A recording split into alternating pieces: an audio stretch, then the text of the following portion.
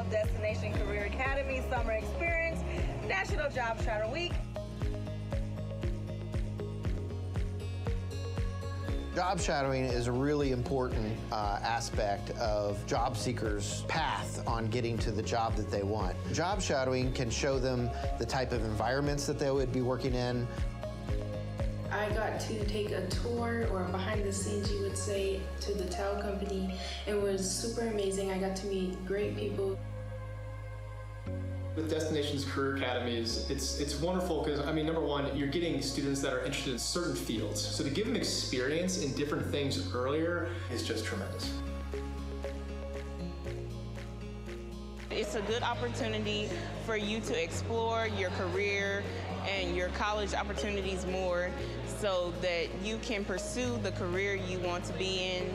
Career and technical education gives students the opportunity to get their hands on training and learning starting in high school and carrying that forward to the post-secondary world.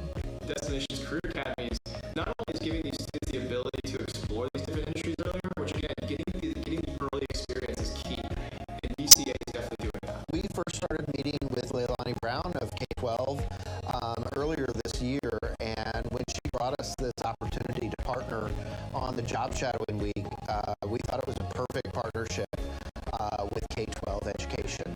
And we've been very excited to offer our connections and our support to K-12 during this week, and look forward to a long partnership. We have everything K-12. They're a much bigger fish than we are. To be able to see the potential of what we can do and be able to give us the resources and tools to serve them and to serve their students is a blessing and honor.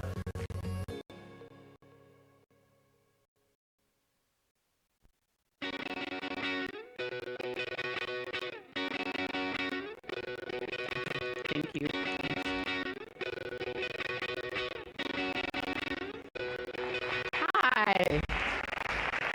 Hi, everybody. My name is Leilani Brown, and I am Senior Vice President of Strategic Partnerships and External Engagement for K-12. K-12 is the largest and leading online learning company serving kindergarten through 12th grade students in the United States. We have over 122,000 students enrolled in our programs in 70 partner schools, over 32 states, and more than 5,000 teachers. And I'm really proud to work for a company that is really transforming education, public education, and doing it at scale. Over the last year, and certainly over the last several years, I've had the opportunity to engage with a lot of people, many of them parents, and I myself am a parent. And I find that parents have two things in common, in fact.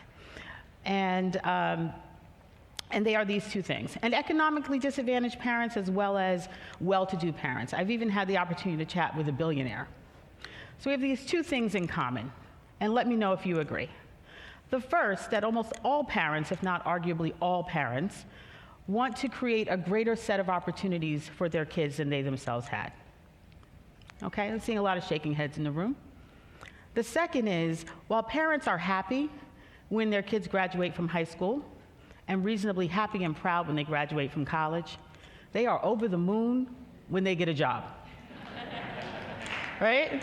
You can clap for that, right? And that is important to remember because it's a signal not only that they've done something right and a set of circumstances were right, but also that they're ready to launch, and it's an indicator of self-sufficiency.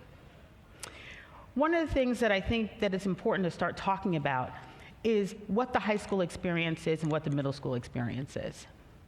And it is an unfair and unreasonable expectation that we have our students enter life after high school, enter, survive, and even thrive with the same high school education that many of us had 20, 30, or 40 years ago. And high school hasn't changed much. And one of the things that we're doing at K-12 through Destinations Career Academy is really reimagining high school and providing a very different platform. And we recognize that the future of work starts right now. I want to talk about the talent gaps from a specific numerical perspective and share with you a few stats that really keep us up at night when we start thinking about it. Last year, we started to talk about new jobs being on the horizon, and we're really excited about that opportunity for us as a country. 55 million new jobs created by the year 2020. That's around the corner, until the new decade. And 30% of those jobs, or roughly 16.5 million of those jobs, are new-collar jobs. Jobs that require some kind of high school diploma and some kind of credential or fast learning, but not necessarily a college degree. The other part of the talent gap conversation is the record numbers that are underscoring the work that we're doing. For one, last year, there were a record number 6 million job openings every single month. That has never happened before. We're also experiencing in this country a 6.5 million high-skilled or upskilled labor deficit. And that means we also have a surplus as it relates to middle skill and low skill workers. This is unrealized productivity and revenue for our companies in this country to the tune of $1.7 trillion. And when the Korn Ferry did this study in 2018, they studied 20 different geographies, and the United States was last. Now, you don't have to be a nerd like me. I'm a proud nerd, and I like white papers. But you don't have to be a nerd like me to appreciate this data, because this is in the headlines every single day. These are recent news articles, or at least they were published this summer, and we could start talking about one of our largest employers, Amazon, and they're coming to this area. They are actively spending $700 million to retrain a third of its workforce. I talked to an Amazon executive earlier today, and they shared that they are proactively training their workforce that will lose their jobs to automation in the warehouses, and training them in the warehouses in fields like healthcare. When Amazon posts that we have 30,000 jobs open right now, that's real information that we can use and look at as an indicator of the skills gap. When the National Association of Manufacturers is investing $10 million to attract new entrants to their sector, that is something to talk about. It makes the future of work to be a crisis right now. The McKinsey Global Institute in July 2019 issued a report talking about the future of work and people and places and how it affects the United States. There are disproportionate impacts that affect certain communities. And I started looking at who's affected.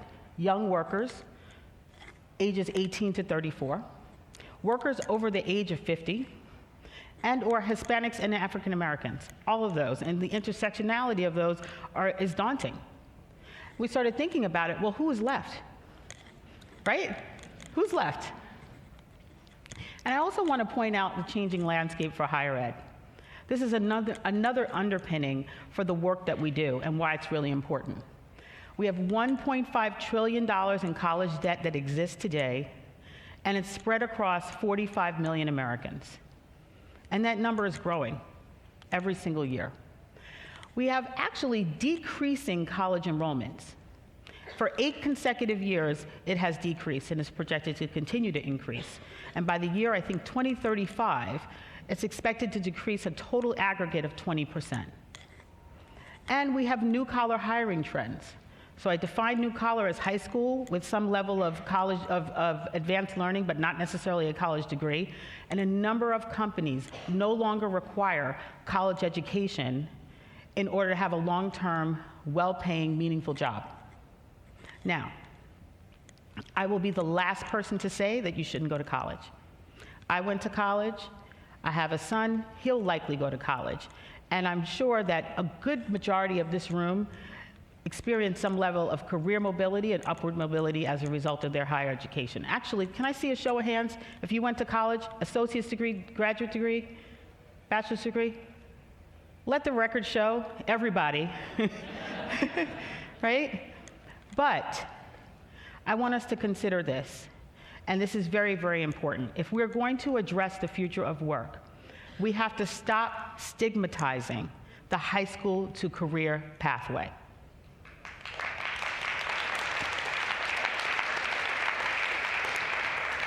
It is very, very important. There are a variety of ways to have a long-term, well-paying, meaningful job. There are earn and learn programs which allow a worker to earn very well-paying salaries and learn on the job and not incur debt. And there are a variety of people who have different starts. So I'm not indicting college, and we provide some college support and resources, but we recognize that one size does not fit all. So what are we doing at K-12? Well, we have a growing division of Destinations Career Academy, which is a set of secondary high school programs and curriculum to prepare workforce-ready graduates, whether their next destination is college or career or both. It is a high school diploma. It is also guided career exploration, and what I and my team do is we work with business and industry to create partnerships so that our students have exposure to the workplace. This is not, ladies and gentlemen, your grandfather's vocational education. We have an expanding national footprint.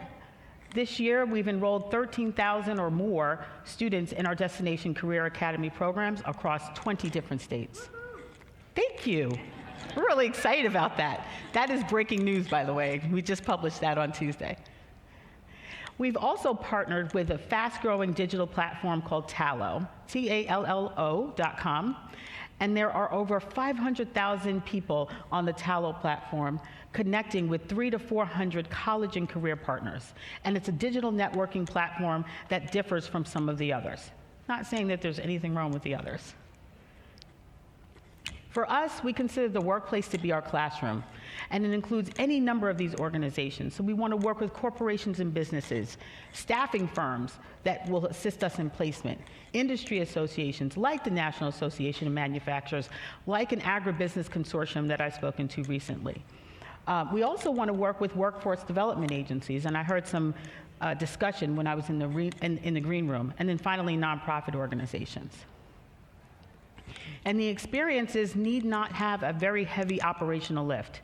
They can be something as simple as job shadowing, mentorship and guidance, both in person and virtual for our students, guest lecturing for our students, as well as helping us support industry recent and industry relevant education and curriculum. You can't be what you can't see and what you don't see. And we find that our partnerships with workplaces and employers really yields benefits for both sides. On the one hand, I would like you to think back to being 15 years old and the sense of wonder that you yourself had when you started to think about all of the possibilities. What I have found in my experience in working with our students is they have a sense of wonder when they think about the workplace and what they can be. Similarly, what I was most struck by this past summer when we ran our pilot program in Charleston and also Indianapolis was the sense of amazement, giving back, and wonder on the part of the employers and the employees who were serving as mentors. I remember a gentleman from Cummins who told a story about his own career outpacing his father's.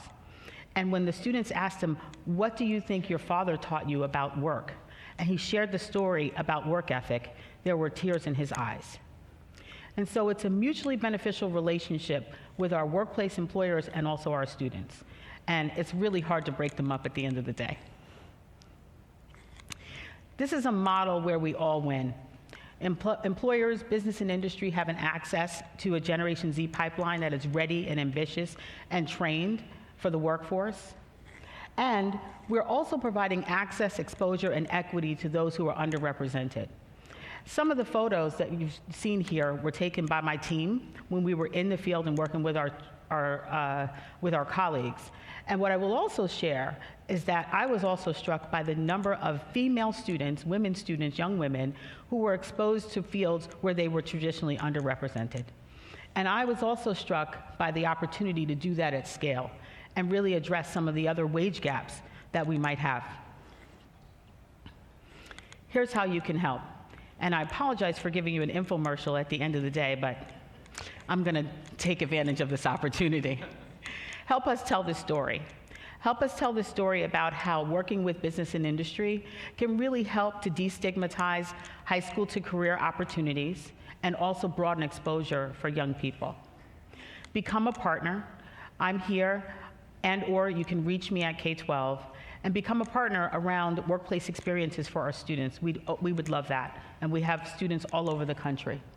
And then finally, follow up with us regarding our Thought Leadership Initiative for Job Shadow Week 2020, You can go to jobshadowweek.com and you can register and receive information about how you yourself can implement a job shadowing program this summer, the week of July 13th, 2020, and expose young people to the world of work.